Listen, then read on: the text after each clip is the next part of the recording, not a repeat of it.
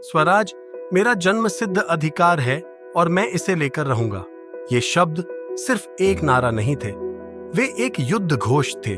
उत्पीड़न के विरुद्ध हथियारों का आह्वान, स्वशासन की घोषणा। अटल संकल्प के व्यक्ति बाल गंगाधर तिलक ने लाखों लोगों के दिलों में आग जलाई। लेकिन यह आदमी कौन थे? उनकी अदम्य भावना को किस चीज ने आकार दिया? 1856 में महाराष्ट्र में जन्मे तिलक एक मेधावी छात्र थे जिनमें ज्ञान की कभी न मिटने वाली भूख थी। वह सिर्फ अकादमिक रूप से प्रतिभाशाली नहीं था, उसने हर चीज पर सवाल उठाया। एक बच्चे के रूप में भी उन्होंने सभी चीजों में तर्क और तर्क की तलाश करते हुए अंध आज्ञाकारिता को अस्वीकार कर दिया। लेकिन उसके आसपास की दुनिया अलग थी।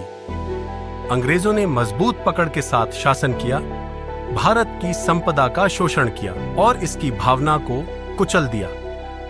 कई लोगों ने इस नियति को स्वीकार किया, लेकिन तिलक को नहीं।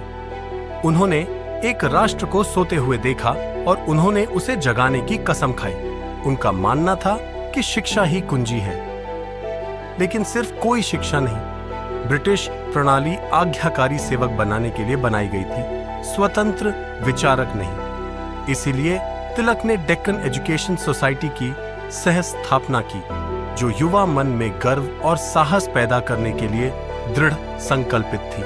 लेकिन उसे ऊंची आवाज की जरूरत थी। उन्होंने पत्रकारिता की ओर रुख किया और केसरी तथा मराठा जैसे समाचार पत्रों की शुरुआत की, जिन्होंने निडर होकर ब्रिटिश अत्याचार को उजागर किया। उनके शब्द हथियार थे, तीखे, अडिग, नजरअंदाज करना असंभव। लोगों ने सुना, उन्होंने रैली की और जल्द ही तिलक की दृष्टि साकार हुई।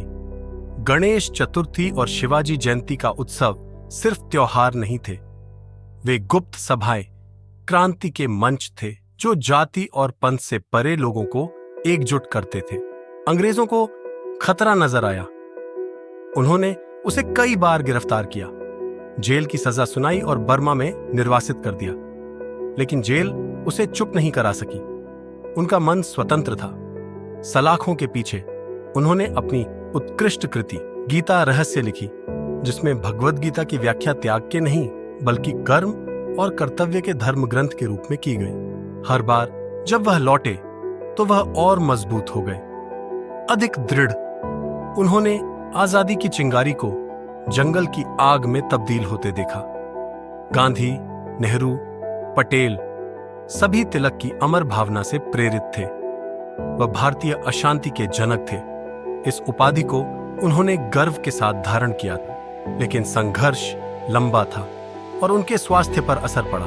1920 में बाल गंगाधर तिलक ने अपनी अंतिम सांस ली। फिर भी उनके शब्द, उनकी लड़ाई, उनकी भावना जीवित है। स्वराज मेरा जन्मसिद्ध अधिकार है और मैं इसे लेकर रहूंगा। उनका युद्ध घोष वास्तविकता बन गया। उनके निधन के 27 साल बाद भारत आजाद हुआ। तो मुझे बताओ, तुम्हारे लिए स्वतंत्रता का क्या अर्थ है? अपने विचार नीचे टिप्पणी में दें। इतिहास को जीवित रखने के लिए लाइक, शेयर और सब्सक्राइब करना ना भूलें।